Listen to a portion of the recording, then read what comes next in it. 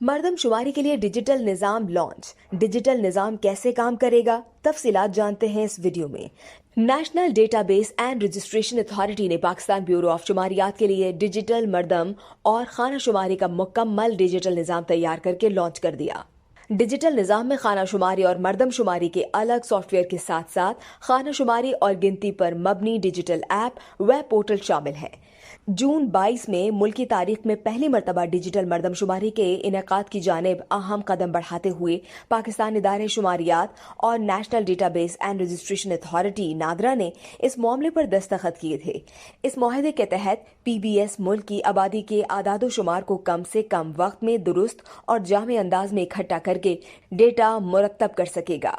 Digital निज़ाम का बुनियादी मकसद कम से कम वक्त में आबादी और घरों के आदादोशुमार की दुरुस्ती को यकीनी बनाना है। डिजिटल मरदमशुमारी का पायलट मरहले का आगाज 20 जुलाई से मुल्क भर में 83 तहसीलों में 429 ब्लॉक्स में आगाज कर दिया गया है।